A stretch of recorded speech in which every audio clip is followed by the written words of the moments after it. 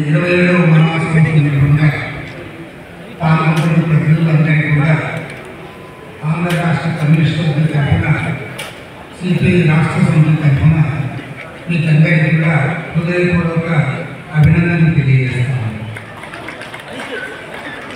మరి ఇంతకుముందు ఇక్కడికి వచ్చే ముందు నిన్న మొన్న మా పార్టీ జాతీయ కార్యవర్గ సమావేశాలు విశాఖపట్నంలో జరిగాయి.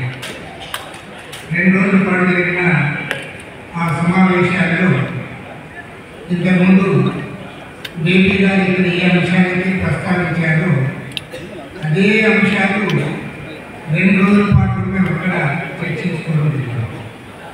ఆ బేబీ గారు ఉపన్యాసిస్తూ ఉంటే నాకు అనిపిస్తూ ఉంది, నేను 2 రోజులు ఏమైతే విన్నామో మళ్ళీ అదే ఇంటాను. నాకేం పెద్ద తేడా అర్థం. దాదాపు అన్ని అంశాలు కూడా ఇదే అంశాల పైన అక్కడ చర్చ జరిగింది. చివరికి కింద సంగీత భవన్ గురించి లాస్ట్లో చెప్పాడు. ఈ అంశాల గురించి కూడా నిన్ననే చర్చించారు. కాబట్టి నేను ఎందుకు చెప్తున్నానంటే ఇంతకుముందు డబ్బులు మాట్లాడుతున్నాను. సైద్ధాంతిక విభేదాలున్న వామపక్షాలుగా మనమందరం కలిసి పనిచేస్తున్నాం.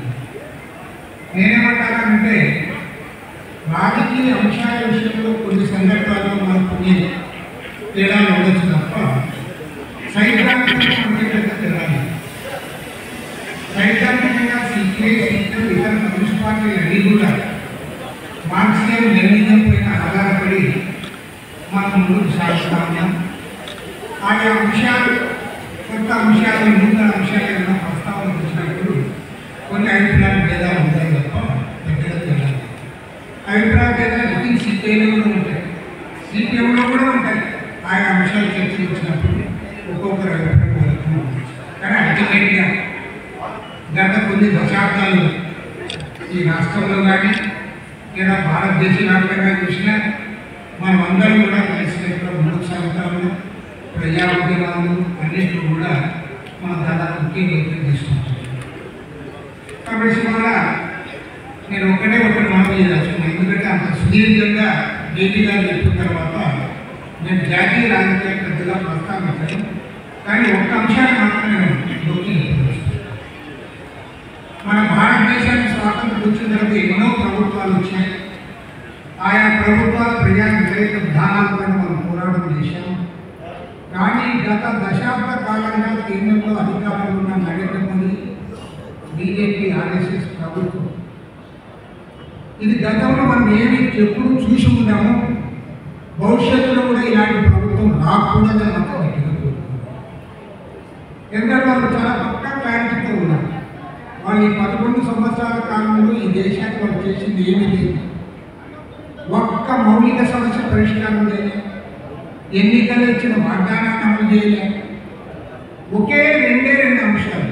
ఒకటేమంటే మత ప్రాతిపదికపైన సమాజాన్ని చీల్చడం, మెజారిటీ మతస్థులను పెంపర్ చేయడం, కార్పొరేట్ కొమ్ముగాయడం, వారికి అనుకూలంగా ఆర్థిక విధానాన్ని రూపొందించడం, వారితో మళ్ళీ కోట్లాది రూపాయలు డబ్బులు తీసుకోవడం, ఈ దేశ రాజకీయాన్ని సమాజాన్ని మతపరంగా విభజించి తద్వారా తమ అధికారాన్ని సుస్థిరం చేసుకోవడానికి వారు ముందుకు.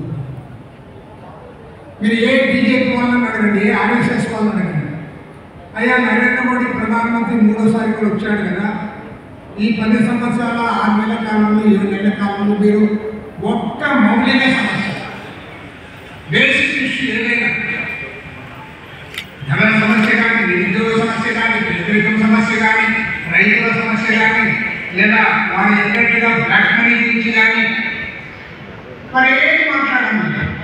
ఇప్పుడు వాళ్ళు కొత్తగా ఏం మాట్లాడుతున్నారంటే ప్రపంచంలో ఎక్కడా జరగలేదు, అది మన భారతదేశంలో జరుగుతూ ఉంది. అదేమంటే కోట్లాది మంది ఒకే దగ్గర గంగలో దొరుకుతున్నారు, నొడి దగ్గర దొరుకుతున్నారు, మహాకుంభమేళ జరుగుతుంది. ఇలాంటి ఈవెంట్ ఎక్కడా జరగలేదు. ధర్మంలో 30-40 మంది చెప్పింది చెప్పుకోవడం ఆ జరిగింది చెప్తా ఉన్నాను. నిజంగా ఎంత కాంట్రవర్సీ అంటే ప్రపంచంలో ఇవాళ శాస్త్ర సాంకేతిక రంగాల్లో ఎంతో అభివృద్ధి సాధించింది. అన్ని దేశాల్లో ఈవెన్ వెనుకబడిన దేశాల వాళ్ళు కూడా వాళ్ళు కోట్ వేసుకొని సూటు చేసుకొని వాళ్ళ ముందు సాగుతా ఉంటే ఇక్కడ వెదవులు అసలు పుడుగు చూసుకొని పుడులేసుకొని అదే మన సాంప్రదాయమైన బట్టలు వేసి రోడ్లంతా తిరుగుతూ దాని టీవీలో ప్రచారం చేసుకొని ఇది ప్రపంచం ఎక్కడ జరుగుతుందంటే అది ఏ రకమైన అభివృద్ధికి సంకేతం ఉందండి. దురదృష్టమే మనం కూడా మాట్లాడలేని పరిస్థితి వస్తాం. ఏమంటే మరి మతభావం ఇది కారణమేనంట. ఏ మతమైన క్రిస్టియానిటీ కానీ ముస్లిం కానీ ఇస్లాం కానీ లేదా సిక్కు మతం కానీ హిందూ మతం కానీ ప్రజలు అభివృద్ధి దిశగా ముందుకు పోయే పద్ధతిలో ఉండాలి తప్ప తిరోగమనం వైపు ఆనంద సమాజం వైపు వెనక్కి తీసుకోవడానికి ప్రయత్నం. కాబట్టి అంటే ఖచ్చితంగా మన బాధ్యత జరిగింది. మరింత సమస్యల పోరాటాలు సైద్ధాంతికంగా రాజకీయంగా ఆర్థికంగా వారి విధానాలను ఎదుర్కొనేందుకు మిగతా విషయాలు ఎవరికి భేదాభిప్రాయాలు ఉన్నా భారతదేశంలో ఆర్ఎస్ఎస్ భావజాలాన్ని సైద్ధాంతికంగా రాజకీయంగా ఎదుర్కోగలిగిన శక్తి ఒక్క కమ్యూనిస్టులకు మాత్రమే ఉంది. మిగతా వాళ్ళు రాజకీయంగా వాళ్ళు కూడా పోరాటం చేయొచ్చు. సైద్ధాంతికంగా రాజకీయంగా ఎదుర్కొనే శక్తి అది వామపక్షానికి కమ్యూనిస్టులకు మాత్రమే ఉంది. దాన్ని ముందుకు తీసుకోవాలని మనం చేస్తాం. అదేవిధంగా రెండవ అంశం, ఇది మన ఆంధ్ర రాష్ట్ర మహాసభ కాబట్టి మన ఎన్నికల వరకు ఒక పరిస్థితి ఉంది. ఆయన జగన్మోహన్ రెడ్డి సీతయ్య ఎవరి మాట వినడని ఆయన 5 ఏళ్ళు నేనే 4 ఏళ్ళు ఉంది, నా 30 ఏళ్ళు నేనే ఉంటా,